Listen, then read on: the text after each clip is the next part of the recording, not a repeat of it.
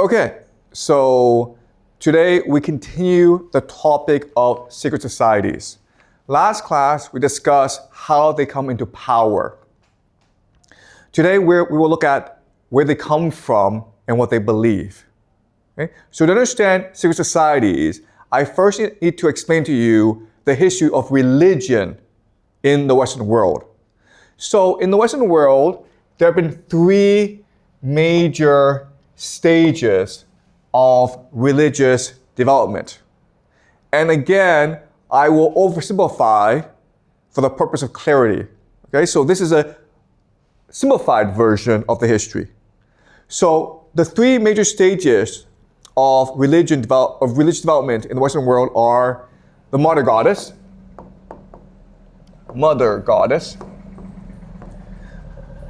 polytheism,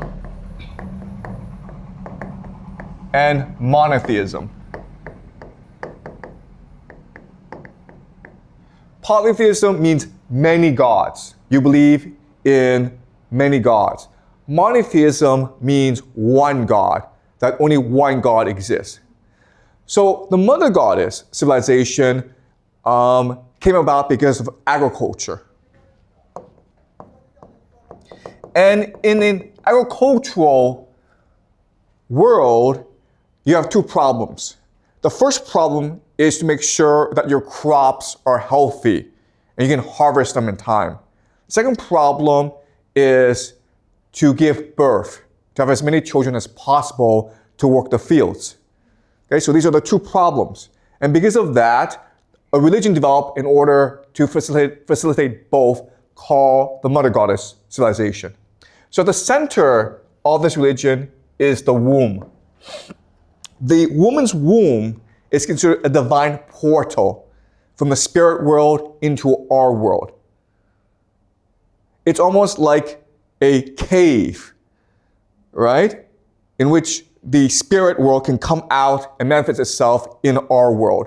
So the center of this religion is the womb of the woman. And as such, the women are in control. What's really important is to understand that in this world, everything is interconnected, harmonized, balanced together. So the womb is the center of this world, but then you have the stars. Okay, the stars. And of course, this gives rise to astrology. Astrology is a study of the movement of the stars in order to understand its impact on our world. Okay? Then you have, of course, the crops, right? So in an ideal world, all three are aligned together. By studying the stars, you know when to best plant the crops and when to best have children. And in this world, again, it is the women who are in control. They have the high status in society because they believe that women are direct representatives of the mother goddess who rules the world. Usually in this society, the mother goddess is represented as a bird, okay, a bird. Why? Because if you think about it, if you study all the animals in nature, it's a bird that has dominion over the sky. And if life comes from the sky, it makes sense that the mother goddess must be a bird of some sort. But the mother goddess is also paired with a bull, okay? A bull. Why? Because the bull is a symbol of virility and energy. You cannot get pregnant as a woman by yourself. You need a man to do it for you. Okay? So the bird and the bull are the two symbols of worship in this world. Now, this world is very strange from our perspective because there's no property. Everything belongs to everyone. There's no hierarchy. Everyone is the same. And there's no such thing as sex by yourself, okay? So sex is actually a community act. So that these rituals called fertility cults, in which they have sex together. In fact, many men will have sex with one woman. And it makes sense because as a woman, you want to have the best DNA. You want to have the best sperm, right? You don't know who's going to have the best sperm, so just have sex with everyone, and whoever has the best sperm will give it to you. Okay? So that's the mother goddess civilization. Then we switch to polytheism. So why did we make the switch? The answer is war. For the first time in human history, as populations increase, there's now struggle for resources. And what's the most important resource in this world? Do you guys know?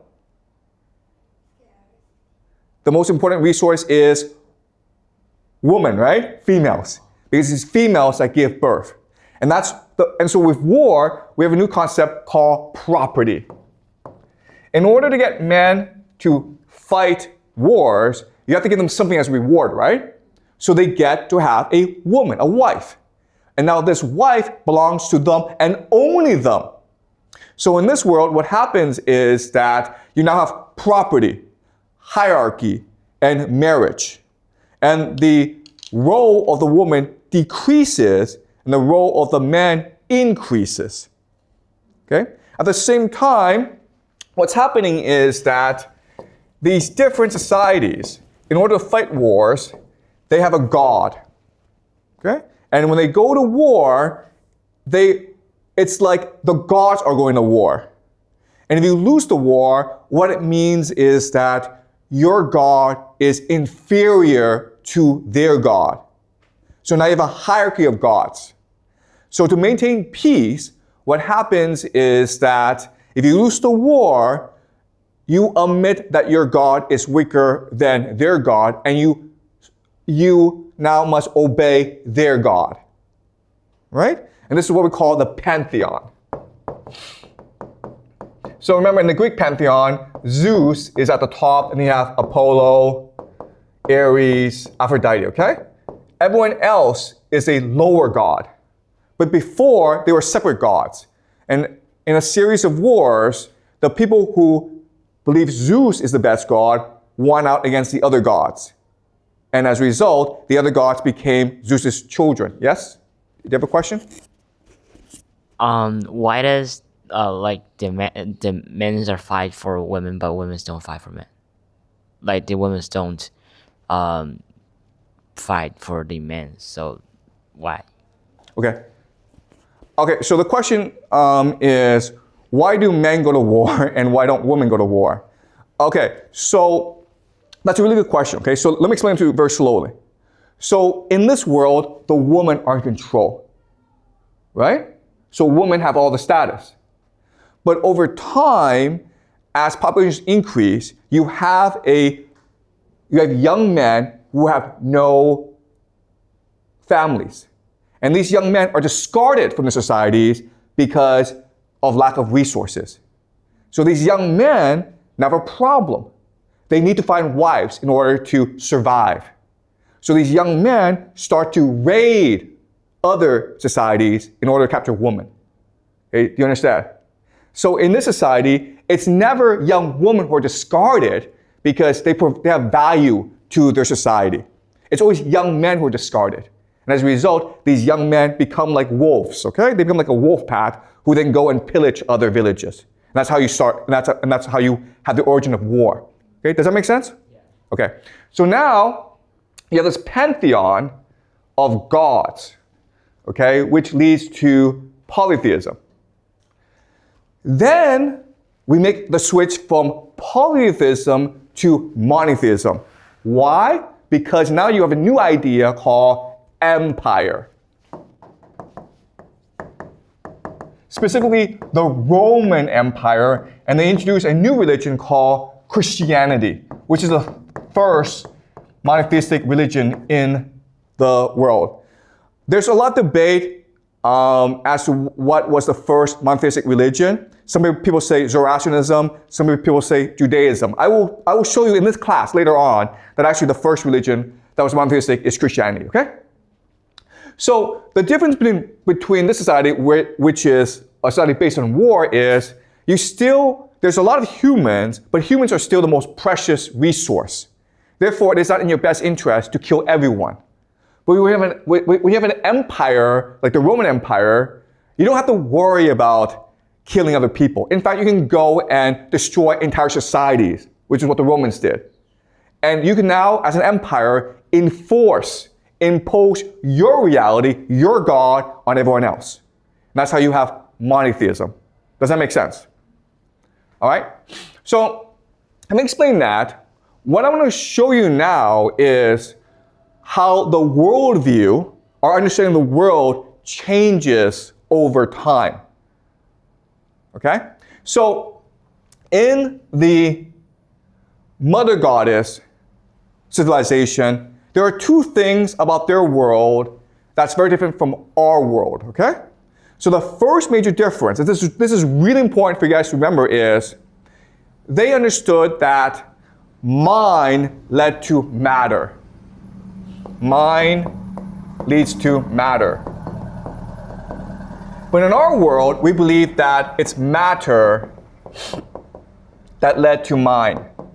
Okay, do you understand? So in science class, you're taught we have a brain, then the brain, because of synaptic connections, creates the mind. Okay, so it's matter that leads to mind. Even though we're taught this, if you think about it, it actually doesn't make any sense. Because how does our small little brain, how is it able to do so much processing, which is the mind, right? How are we able to imagine? How are we able to dream? It's really confusing for us. And quite honestly, if you talk to the very best neuroscientists in the world, their response will always be, don't ask this question. Okay? It's never like we don't know. It's always like, don't ask this question. Okay? This question is forbidden to ask in neuroscience. But so throughout most of human history, we believe that it was mind that led to matter. That it's the mind that creates the brain in order to understand the world. Okay? That makes a lot more sense than matter leads to mind. Okay? Okay, so that's the first major difference. Throughout most of human history, most societies believe that it was the mind that creates the brain. The second major difference is that this is a metaphorical world. In other words, they spoke using metaphors. They understood the world through metaphors. Today we live in a literal world. Okay, what's the difference? Well, the difference is this. Let's just say that you and I fight. Well, we would say that, okay, what happened was that I became angry, the emotion overwhelmed me, and then I hit him, then he got angry, then he hit me back. Okay, this is a literal interpretation. But back then, the metaphorical understanding was that anger is a god who seized me and who propelled me into the fight. And then anger unleashed the god of vengeance, who fought back by seizing the other person to fight me back, okay? So we believed for most of human history that we were controlled by forces outside our control. Now, today, you may believe that the literal world makes more sense. But if you think about it, from the perspective of human thought, okay? How do you understand the world? How do you interpret what goes on in the world? The metaphorical understanding is actually much more useful. And that's why, and I know this is hard for you guys to understand, back then, they were much more creative than we are today. Okay? And also, the things that they were able to do are beyond our imagination. So for example, we've never really figured out how the Egyptians created the pyramids. Okay? For our explanation is aliens did it. Because their mind is beyond our imagination. Okay, so that shows you the switch. Now, when we go to the polytheistic world, this system still continues, but they add more elements to make it more complex. Okay, so the first element is they believe that we are controlled by gods. We're the playthings of gods. Now, what's really important to understand is that these gods, Zeus, Apollo, Ares, they're no different from mortals. The only difference is they just live forever. Okay?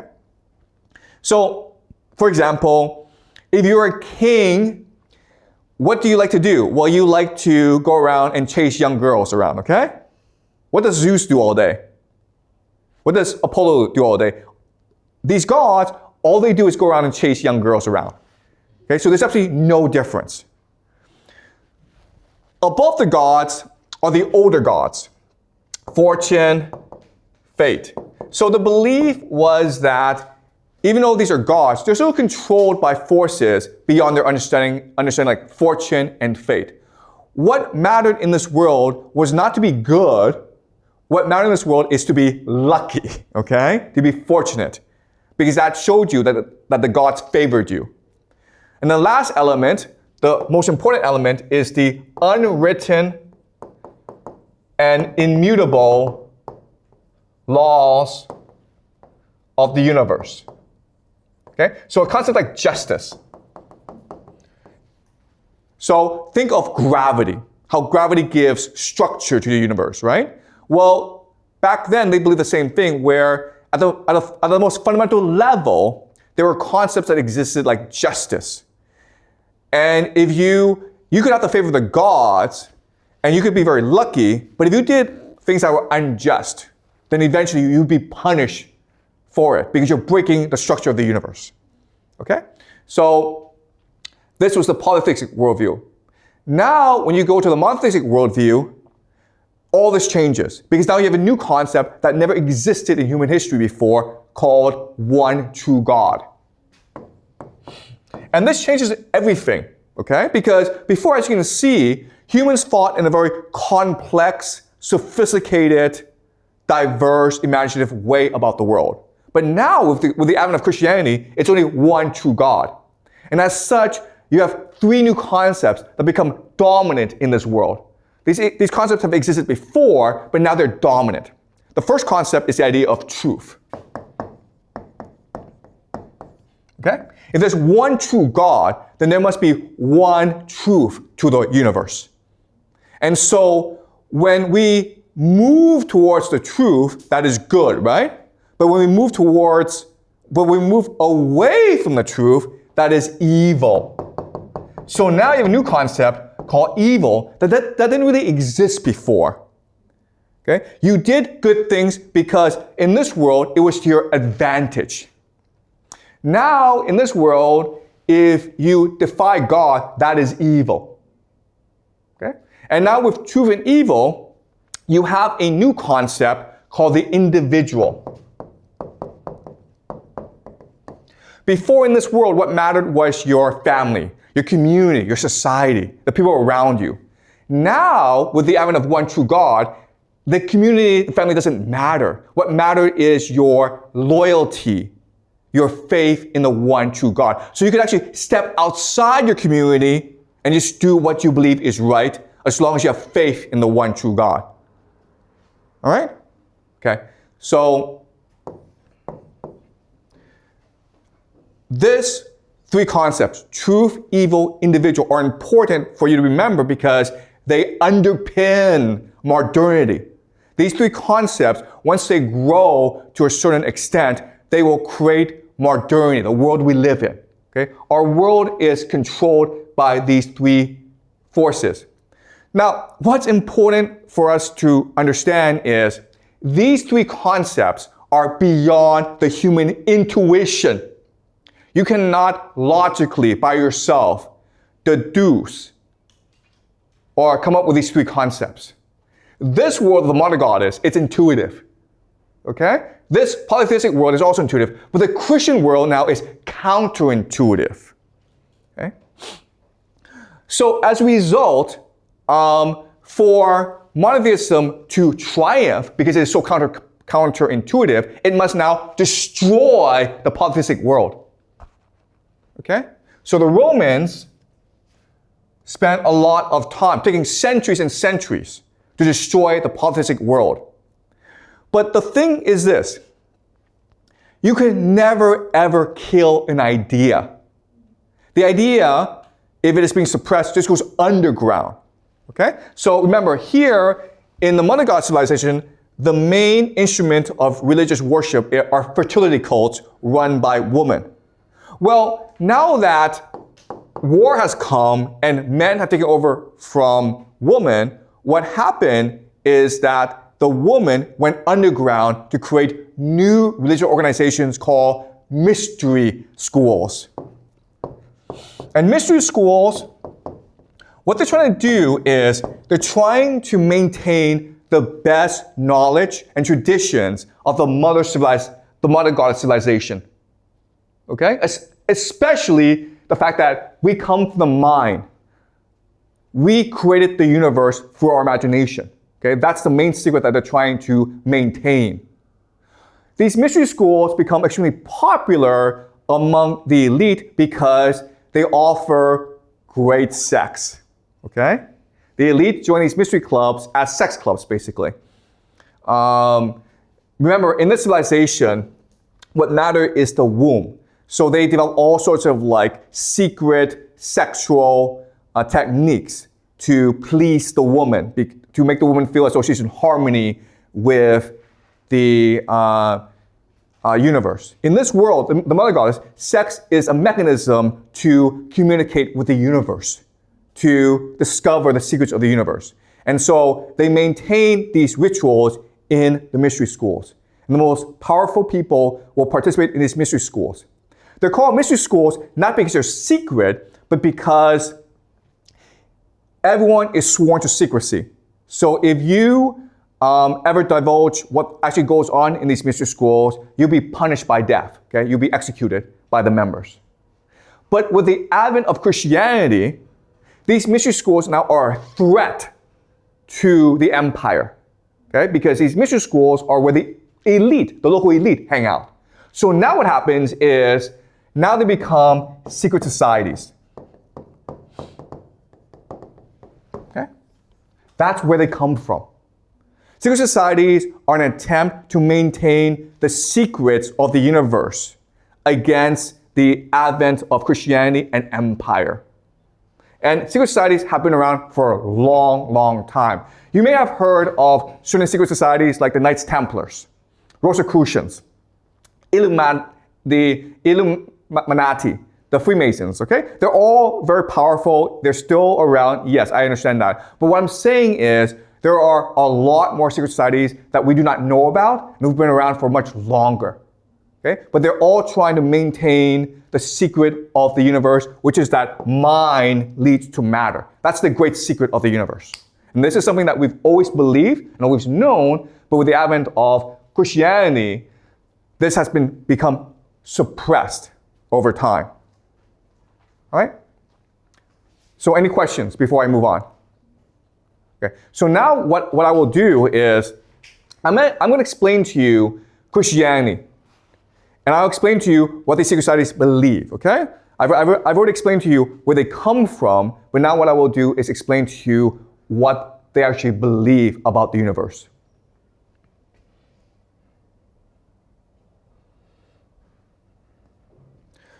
Okay, so what I'm going to do is, first thing I'm going to do is explain to you what most Christians believe about their religion, okay? This is called the Orthodox or the canonical perspective. Okay, so this is what you're taught officially by the church. Christianity has many different factions, but they all believe in a certain interpretation of the Bible, okay? Then what I'm going to do is I'm going to show you the apocryphal. Apocryphal just means hidden, okay? Or secret, or esoteric. Just a secret knowledge that is kept within these secret societies. All right, so the Orthodox canonical comes from a reading of the Bible. And the Bible, at its core, is a story of the covenant between God and humans, okay? Covenant. Covenant means contract or understanding. So throughout the Bible, there are a series of covenants, okay? The first covenant is between Adam and God. So you may have heard of the story of the Garden of Eden, right? God creates the universe, then creates the Garden of Eden where he puts Adam and Eve. And God says to Adam and Eve, this is paradise. You don't have to work. Just enjoy life. The food is free. The food is plentiful. Every day you'll be happy and free of want. You will live forever. But there's only one thing that you must not do. And only one thing, okay? Whatever you do not eat from the tree of knowledge of good and evil. Just don't do that and you'll be okay. So of course, what do Adam and Eve do? They eat the stupid fruit, okay? So then what God does is he banishes Adam and Eve from the Garden of Eden, and now they're forced to work to grow food to feed themselves, okay? And this leads to society, okay, development of society. God looks down from the heavens and sees that humans now are going to war.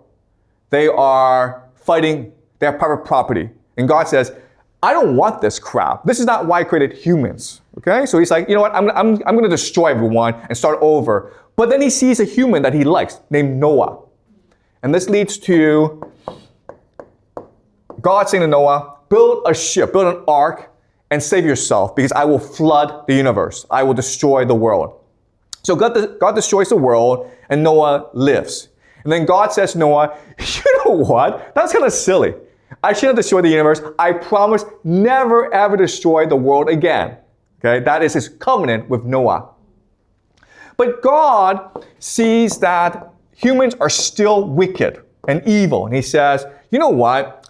I need to find a man who is good. And I need him to grow a nation that can be the light of the world, that will be the best example of what it means to be a good person. So he finds a man named Abraham, and Abraham, of course, is the father of a nation called Israel. And so this is the third covenant. God says to Abraham, you and your children, your grandchildren, your great-grandchildren are now loyal to me. I see you as the chosen people, and I give you the promised land. Okay, that's what Israel is, a promised land. Over time, what happens is that Abraham and his people, they go off to Egypt. And in Egypt, they become slaves to the Pharaoh of Egypt. And then God is like, you know what, I should check up on the Israelites and see how they're doing. He looks down and he says, oops, they're now slaves to the Pharaoh. So I need now to fix this, okay? So he appoints a man named Moses to free the Israelites from Egypt and take them back to the promised land. When Moses does this, God says, now what you must do is give the Israelites my law, the Ten Commandments. Okay? The law. Because otherwise, I can't trust you guys to behave. Okay? So now this is the fourth covenant. So now the Israelites are back in the promised land, but again, and even though there's laws, they still become wicked and they start to worship false gods. So God punishes them, and God is now looking for a good leader of the Israelites. And then finally he finds a person named David who becomes the king of the Israelites. And God says to David, you are the person I've been looking for all of eternity. You are the best example of what it means to be a faithful follower of me, Yahweh. Okay? And so this is something called the Davidic covenant. The Davidic covenant states that God will always favor Israel as the chosen nation. And the house of David will rule Israel forever. Okay? So guys, quick question here. Who wrote the Bible? Probably this guy, okay? Right?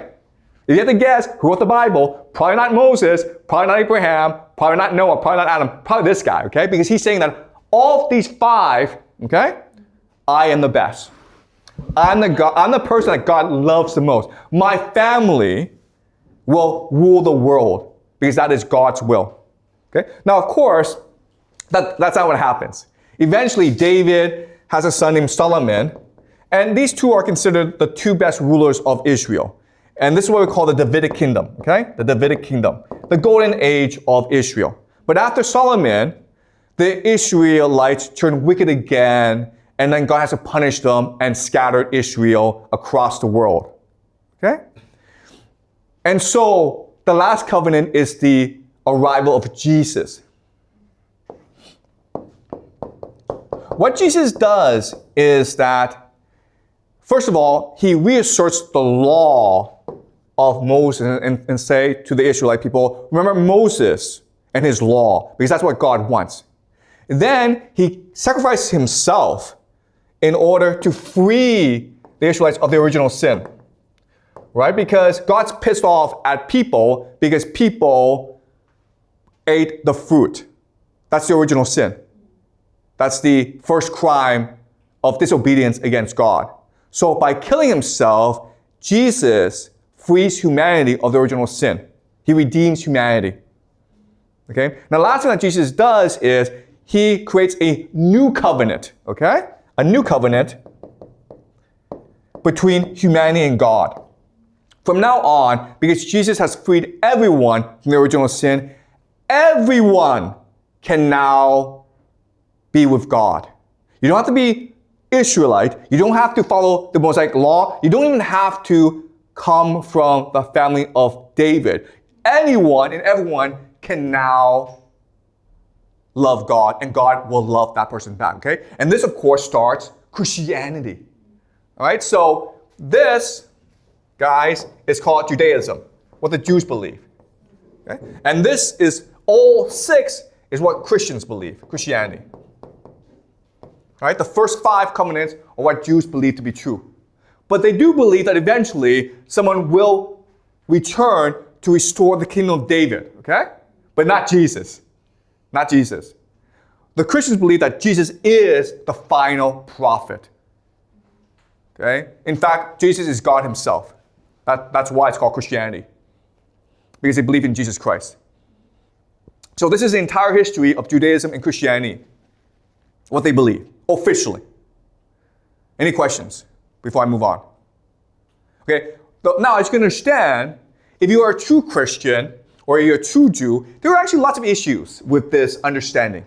Okay? The first issue is, why did God have to kick us out of the Garden of Eden? I mean, was eating of fruit so bad as to banish us from paradise? Like, what was wrong with eating that fruit? Okay, that's a great mystery in the religion. Why did the original sin happen? And why was God so angry? Second problem is Noah. I mean, like, God destroyed the world because we were wicked. But after he destroyed the world, we were still wicked. So why did God have to destroy the world in the first place? If he's God, then should he understand how humans are? Wouldn't he understand that destroying the world would just, it doesn't really do anything, okay? So that's kind of strange. The last problem is Jesus. Who was Jesus? And why did he have to kill himself? Why did God have to send his only son to die for humanity? Okay, so if you're new to Christianity, the very idea of Jesus actually doesn't make much sense to you. I grew up in the West. I grew up in a Christian world, and it never made sense to me, okay? People told me about how great Jesus was, like, okay, the story doesn't make any sense. So if you're a really smart person, there are lots of questions about this interpretation of the Bible, and these are the 3 major ones. Okay? So now what I will do now is I'll explain to you what the esoteric, what secret societies believe really happened. Okay? So I want to start with Noah. Why did God destroy the world? The reason why God destroyed the world is not because of humans, but because of something else. These people are called the Nephilim. Okay, also, by the way, if you guys are interested in learning more, there are 2 books that are not part of the Bible, but which will give you insight into the esoteric knowledge, okay? The first is called the Book of Enoch. Book of Enoch. The second is called the Gospel of Thomas. Okay? All right. So I am using these two books as sources for my explanation, okay? So the Nephilim are children of angels and women. Okay, so what happened was that the angels who were supposed to watch humanity came down and saw, wow, these humans, these females are really beautiful. So what do? Well, they have sex with them, right? And then what happens? They have lots and lots of children. And what do these children do? These children enslave humanity. These people are called Nephilim, okay? So if you want to understand what happened, let's do a thought experiment. Let's just say that there's this group of superhumans called the Avengers. You know, Spider-Man, Iron Man, Captain America, Thor, okay? And they fight Thanos and they save the world. And now what do? Well, they're bored, so they start to have lots and lots of sex. They have lots and lots of children. And these children now are like demigods, right? So what do? Well, they enslave humanity. But then what do? Well, they start fighting amongst themselves. Okay? So that's basically what happened. So God had to destroy the Nephilim because they are not natural. Angels and humans are not supposed to have sex with each other. And this creates a new power called the Nephilim. The problem, though, is the Nephilim are divine, and therefore they cannot be killed. So you can get rid of their mortal bodies, but now they become demons who live underground and are in the shadows. And guess what, guys? They're still here today. So these secret societies, they believe the Nephilim are real, and they still control the world. The richest people in the world are actually Nephilim. Okay? Because they've been around for thousands of years, and therefore they're able to control the development of humanity. Okay, so they're called the Nephilim. So that's easy to understand. But now the question then is, wait a minute, why did Adam eat that fruit, and why did Jesus have to kill himself? Well, now it gets really complicated. Okay? So now I need to explain to you what the secret societies believe. Okay? Remember, they believe that mind leads to matter. What does that mean? Okay? Let me explain what this means. Mind leads to matter. In the beginning, the true God is called the monad. Okay, the one. So just think of this as the core of the universe, the sun, the divine sun. The monad is so powerful that when he breathes, okay, he vibrates divine energy. And over millions of years, this divine energy creates new life forms. Okay? So the first life form are called the dyads. Dyads are just pairs, okay? Usually male, female, that are children of the monad. And they're able by themselves to create new universes as well, okay? So the dyads start to emanate, okay? So the entire universe is vibration. It's vibrational energy. It's the breathing of these cosmic beings, okay? And over time, over millions of years, these vibrations become atoms, which then leads to matter, okay? That's what they mean by mind leads to matter. Now, one of these dyads, named Sophia, decides, you know what? I can be just as good as the monad. What does the monad do? The monad is able to propagate by itself, by himself. He doesn't need to mate. So Sophia says, you know what? I'm going to produce something by myself. I'm going to have a child by myself to prove I am the monad, okay? So she does this, and she creates a new being, okay? A new being. This is called the demiurge. There are different names. We'll call them the demiurge. The demiurge is a monster, a monstrosity, because it goes against the natural order. So then Sophia is like, oops, I shouldn't have done that. So what does she do? She abandons the monstrosity. She throws him away and hides him in a sea of clouds. So no one knows he actually exists. Okay? Even the demiurge doesn't know he exists.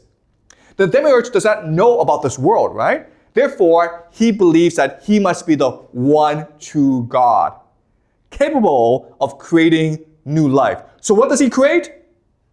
Us. Okay? He creates the planet Earth. And then he creates Adam and Eve. Okay? That's what a monster would do, okay? Look at this history. what kind of God would kick someone out of paradise for eating a fruit? A monster would do it, right? What kind of God would kill a people for no particular reason? A monster would do that. Okay? What kind of God would demand that a people be loyal to that person? A monster. What kind of God would enforce his will on a people? A monster. What kind of God would say to someone, you're the only person I like, everyone else I hate? A monster would do that. Okay? So, in other words, the true secret that these secret societies are trying to keep is the God we worship today is the false God. And we are actually in a prison created by this false God. And that's who Jesus was.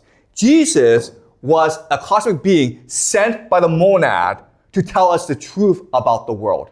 And that's why he died, because the Roman Empire could not allow people to see the truth. If I told you the truth, you would know it right away. You would wake up. Therefore, the truth tellers must be killed. Okay? So that's what these secret societies believe. They believe that the monad exists, and the mind of the monad is what creates the universe. And Jesus was sent to remind us that even though we're in a prison, there's still the monad in you.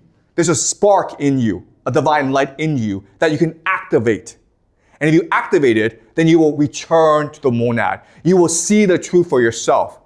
And when you die, your soul, which is part of the monad, will want to return to the monad and can escape this world. But to activate this light, you must be a good person. You must love one another. You must reject money and materialism. And grades, okay? Grades in school. You must reject competition. You must reject material wealth in order to pursue spiritual happiness. Okay? That was the message of Jesus. Now you can imagine that the powers that be, the Nephilim, would not like this, okay? It's a direct threat to Nephilim, who now control the prison created by the demiurge. It's also a direct threat to the demiurge. And that's why these secret societies have been, over the centuries, been repressed, been executed, okay, been massacred. But they believe that it is their duty to protect this secret, because only by protecting the secret can humanity be ultimately saved. Right? Does that make sense? Okay. Any questions? All right. So you have the official version, which is what you're taught in school, but now you have the secret version that is only taught in secret societies. The other thing about secret societies that's really important is they believe that most of us cannot accept the truth. If I told you this, you think I'm crazy and report me to the police. Okay? Therefore, they can only wait for people to wake up by themselves and approach them. And if you approach them, then they will test you, and then they will reveal the secret of the universe to you. Okay? And that's why these secret societies were founded, and that's why they've been so persistent and so successful over the centuries. Right? So now the question is, okay, this is a great theory, but how do we know it's true or not? How do we know that this is actually what they really thought? Well, we know because in poetry, in literature, the members of the secret societies have embedded the secret within the poetry.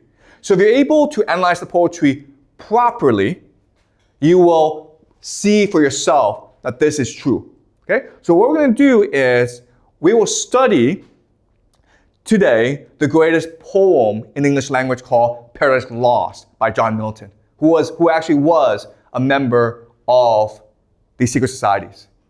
Okay?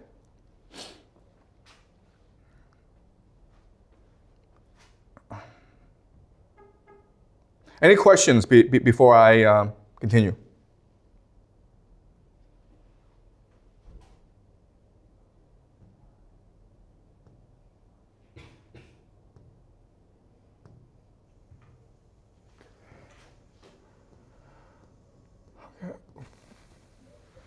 Okay, we're going to read Paradise Lost, okay?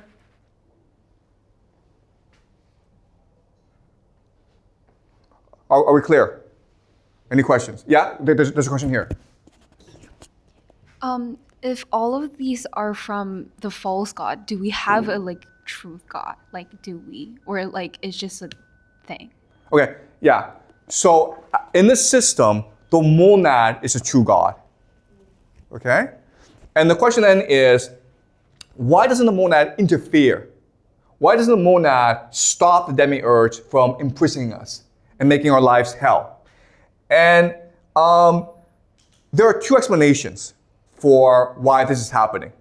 Okay? The first explanation is that the monad does not interfere in material affairs. Okay? Because the monad it's all mind. And also, we have the capacity to reject this world and return to the monad. Right? So why would he force us to do what we don't want to do?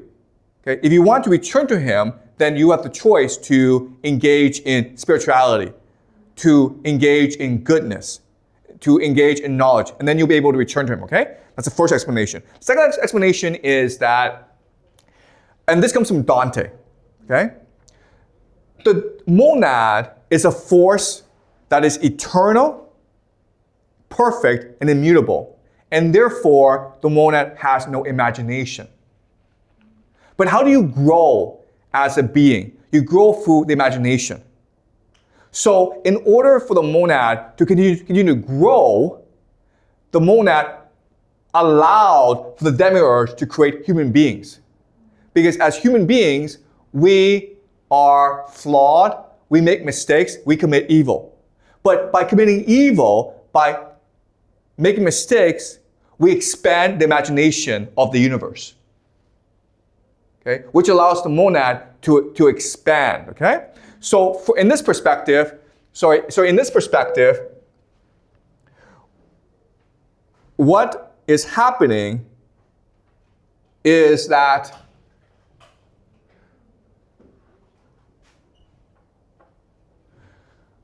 each time we imagine, we return to the monad. Okay, so it's hard to understand, but the monad, it's there, it's eternal, but it's also becoming, it's also moving. And so when we imagine things, when we commit mistakes, but at the same time, when we recognize these mistakes and try to adjust for these mistakes, we expand the imagination of the monad. And that's why these secret societies believe that evil and good exist together. You can only be good if you do evil. Okay? Because by committing evil, it gives you a chance to become better. Okay? Does that make sense? Yeah. All right. All right, so we're doing Paradise Lost. All right. This is the national epic of the British Empire. If you are a member of the British Empire, which rules the world today, the Anglo-American Empire, it rules the world today. If you are an elite member of the British Empire, you memorize this poem, okay? And it becomes part of your soul, basically. And it's beautiful, okay? So this was written by a man named John Milton. And John Milton, he was a rebel. He was a free thinker. He questioned the world. He fought for himself. And he was a passionate advocate of free speech. He was a man who wrote Paradise Lost. And he wrote it when he was blind. He could not see. Therefore, he had to speak it out, and his secretaries had to write it down for him. And as you can see, well, if a blind man is able to recite poetry, you must think he is a prophet. He's a messenger of God. What he is revealing to you is divine truth. Okay? All right? So, John Milton, and his most famous work is called Paradise Lost. And Paradise Lost is the foundational text of many secret societies. They read this, they discuss this, they worship this text. And within this text lies the secrets of the universe. Okay? But only, okay, this is really hard, but only if you understand the secrets yourself can you see the secrets embedded in Paradise Lost. Okay? All right, so what we're going to do is we will read 2 speeches by Satan. The plot of Paradise Lost is really, really simple. It's trying to reimagine the fall of man. Remember, Adam and Eve are in the Garden of Eden. Then they eat that fruit and God banishes them. Okay? So Milton is trying to tell the story again. And he imagines a serpent who tricks Eve into eating the fruit as Satan himself. And Satan was God's favorite angel. They had a falling out. Satan rebelled against God. God won the war, and Satan and the devils are now banished to hell. And Paradise Lost begins with the devils discussing what to do. They've lost this war against God. They will never ever defeat God. Now they're stuck in hell. So now what do? Some propose that, you know what, let's just create an empire. Okay, some are like, you know what, let's just sit back and enjoy life. Okay, but Satan is determined to seek vengeance against God. And so what he wants to do is go to the Garden of Eden and corrupt Adam and Eve and destroy humanity forever. Okay? So they all agree this is a great plan, but another question then is, who's going to go? Because it's dangerous, right? Because you're escaping hell, there are angels guarding hell. But even if you leave hell, you go into the abyss. You go into space, right? And you don't even know where Earth is.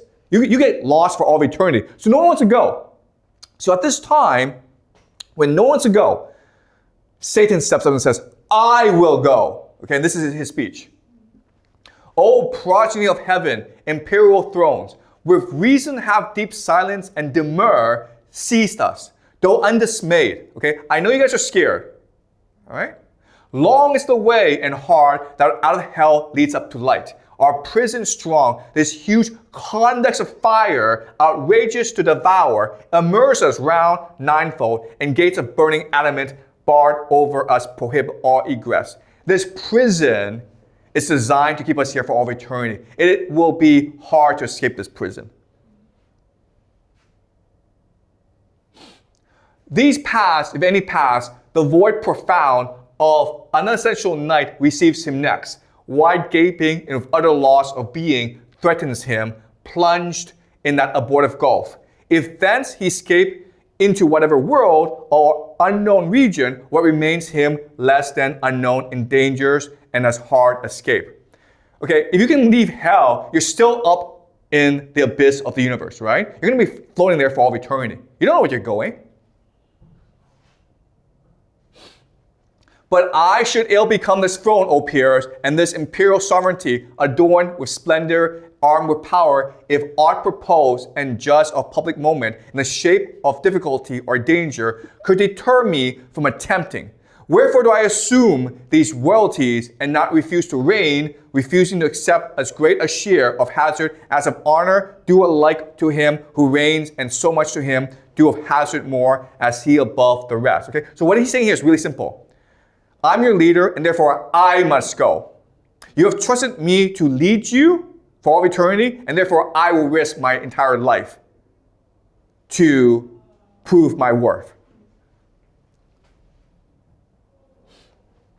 High honor sits. Go therefore, mighty powers, terror of heaven, though fallen, intend at home, while here shall be our home, what best may ease the present misery, and render hell more tolerable. If there be cure or charm to respite or deceive or slack the pain of this ill mansion, intermit no watch against a wakeful foe, while I abroad through all the coasts of dark destruction seek deliverance for us all. This enterprise none shall partake with me.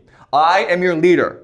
I will go by myself. You guys can just sit here and like sip, have some drinks, watch some TV, enjoy yourself. I don't care, okay? I'm your leader. I will go by myself to redeem us, to deliver us from our torment, okay? So as you can see, this is heroic. He is the grand hero.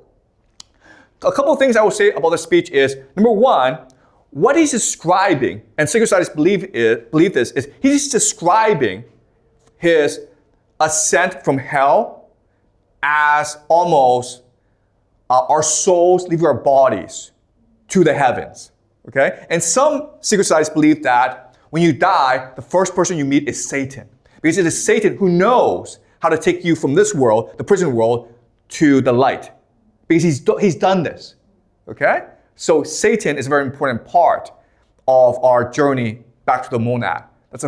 Also, if you study this poetry very closely, you study the imagery, what he's describing almost is a baby leaving the womb, right? Because the baby is in the womb, a prison, and then the baby escapes. So secret societies believe that life and death are the same thing. To be born, you must die. And when you die, you are born again. Okay? All right. The other thing is that these secret societies will use the speech as an initiation ceremony for members. When you join a secret society, you must by yourself choose to fight for all of humanity by yourself. You must be the hero. Okay? You must know when you join a secret society, people will hunt you. People want to kill you for speaking the truth. Do you dare to go on this journey? Okay? So that's the first speech. The second speech is much more important. This is a speech where Satan, the serpent, convinces Eve to eat the fruit. Okay? And this speech is very powerful. Okay? So I'm going to read it really fast and then explain to you what it means. O sacred, wise, and wisdom-giving plant, mother of science, now I feel thy power within me clear, not only to discern things in their causes, but to trace the ways of highest agents deemed however wise. Eve is talking to the serpent, and Eve is of course like, hey, what can you speak? And the serpent says, because I ate that fruit from the knowledge of good and evil. It gives you power, okay? So the serpent now wants to convince Eve to eat that fruit, so he invokes the power of the tree, right? Oh, sacred tree, give me the power to speak so well that I convince Eve to do the impossible. Queen of this universe, do not believe those rigid threats of death. Ye shall not die. How should ye? By the fruit, it gives you life to knowledge. By the threatener, look on me who have touched and tasted, yet both live. Okay? So God has warned Eve, Adam and Eve, if you eat this fruit, you will die. And the serpent is saying, no, that's not true. Look at me. I eat the fruit and I'm still alive. And life more perfect have attained than fate meant me by venturing higher than my lot. Shall that be shut to man, which the beast is open? Or will God incense his ire for such a petty trespass and not praise rather your dauntless virtue? What's in the saying here is really important. If he is a true God, he will reward you for your risk-taking, right? He said the fruit will kill you as a test. A true God will want you to become better and better. And you can only do that by transgressing, by making mistakes, by disobeying authority. And a true God would reward you for seeking more knowledge. Whom the pain of death denounce, whatever thing death be, deter not from achieving what might lead to happier life. Knowledge of good and evil, of good, how just, of evil. If what is evil be real, why not known, since easier shunned? We can only be good people if we know what evil is. Right? If you don't know if good and evil, then you're just stupid. Okay? It's because you shun away from evil, you ignore evil, you fight evil, that you're a good person. God therefore cannot hurt you and be just. Not just, not God, nor feared then, nor obeyed. Your fear itself of death removes the fear. Why then was this forbid? Okay? So he's asking himself, why would God not allow you to eat that fruit? Why but to awe, why but to keep ye low and ignorant, his worshippers? He knows that in the day ye eat, therefore, your eyes that seem so clear, yet are but dim, shall perfectly be then opened and cleared, and ye shall be his gods. So what's in this thing is this? There's two possibilities, okay? Either God is testing you. God really wants you to disobey him because that will allow you to achieve more virtue and knowledge. Or God is enslaving you and keeping you ignorant because God is afraid that you might become God himself. Okay, so there are two possibilities. All right? What can your knowledge hurt him, or this tree impart against his will of all be his? Or is it envy, and can envy dwell in heavenly breasts? If he is God, he is in control of everything. He knows everything. Therefore, if you eat this fruit, how could that possibly challenge him? Unless he's a false God. Unless he's tricking you. Unless he's deceiving you. Unless he's trying to imprison you. Okay, that's the only possibility. Now, this is Satan's speech. And I took Milton in college. I was an English major at Yale, and I took in a semester of Paradise Lost. And at university, I was taught that this speech shows you how clever and evil Satan is. He's lying to Eve. God is invincible, omniscient. You can't eat a fruit and become God. That's ridiculous. Also, Eve is stupid because she believes him, right? That's what you're taught in university. That's what you believe. But, this is really important, when you actually read the Bible, Satan is telling the truth. Satan's logic is what the Bible says. Okay? A professor at Yale will tell you that Satan is lying. When you actually read the Bible by yourself, you will see he's telling the truth. So we're going to read the Bible together, okay? This is what the Bible says. This is the Word of God.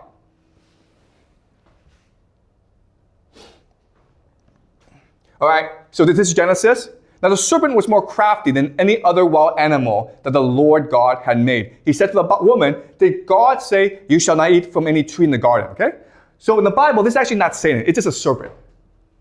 The woman said to the serpent, we may not eat of the fruit of the trees in the garden, but God said, you shall not eat of the fruit of the tree that is in the middle of the garden, nor shall you touch it, or you shall die. But the serpent said to the woman, you will not die, for God knows that when you eat of it, your eyes will be open, and you will be more like God, knowing good and evil. Okay? So this is exactly what Satan said.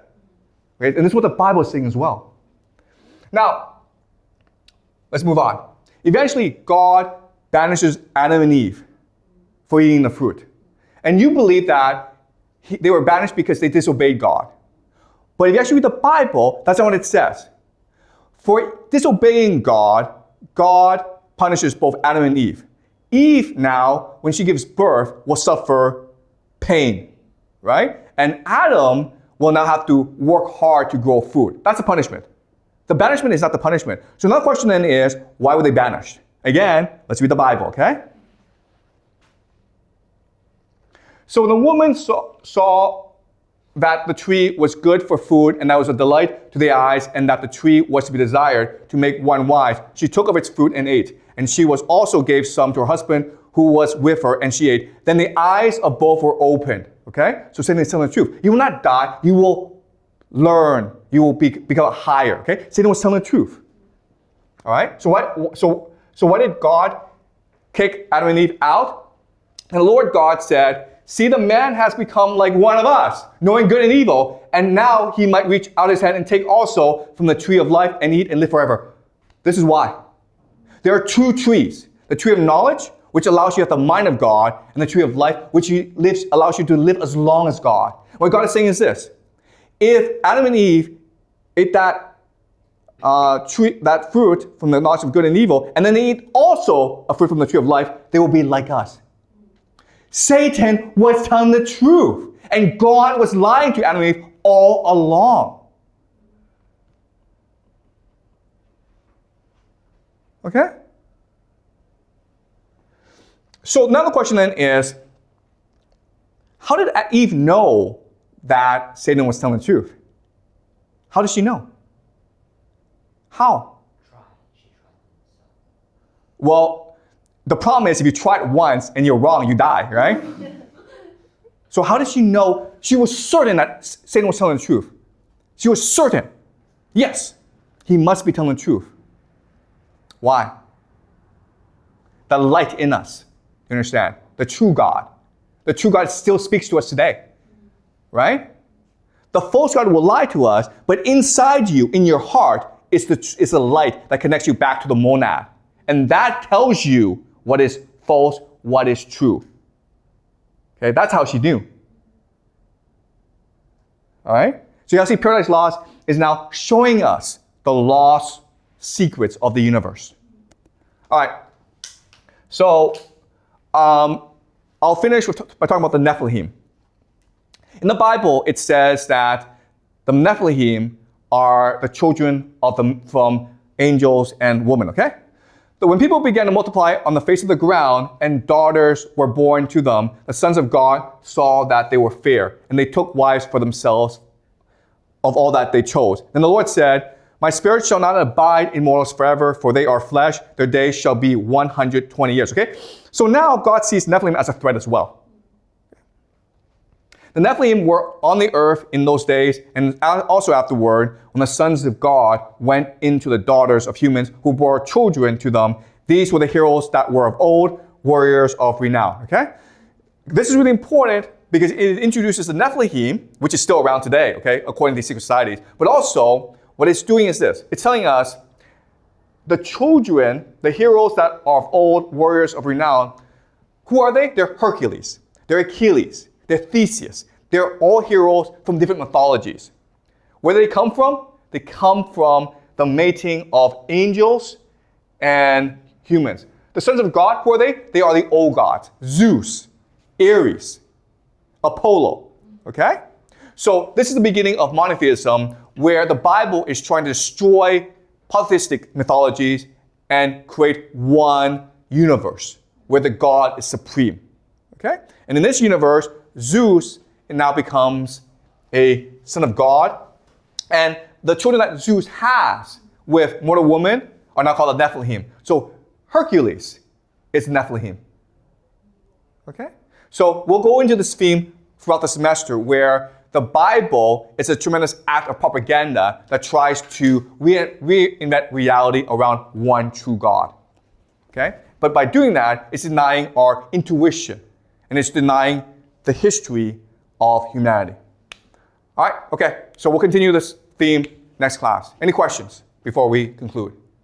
Yes? Well, I think nowadays a lot of us would pray to God like for getting something that we wanted, but as you said, like, are we praying to the truth God or the false God? Do we know, or like do we get to know like from our wishes?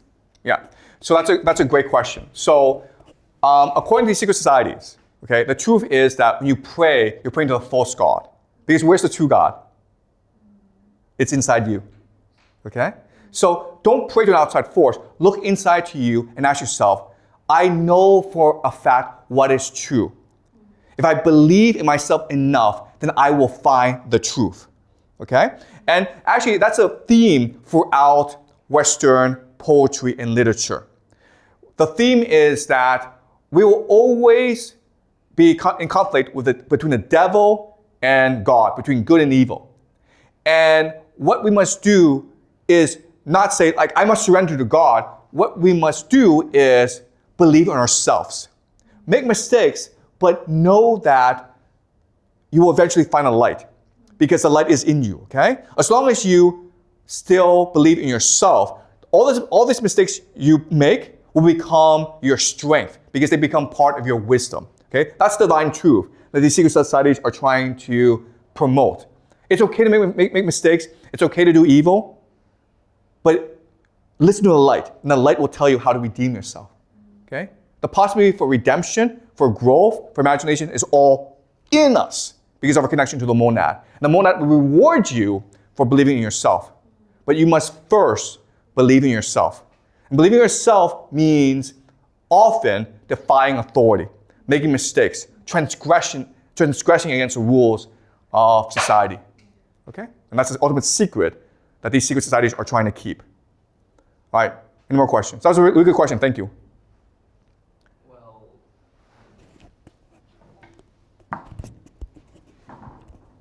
Well, the gods are usually depicted as the most beautiful.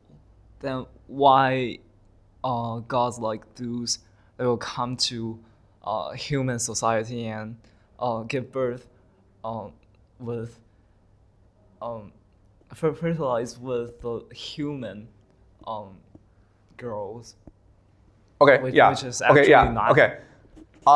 So the question then is, why are the angels doing this? Okay, there are two explanations. Okay, so the first explanation is these angels are created by the false god, right? So they're wicked anyway.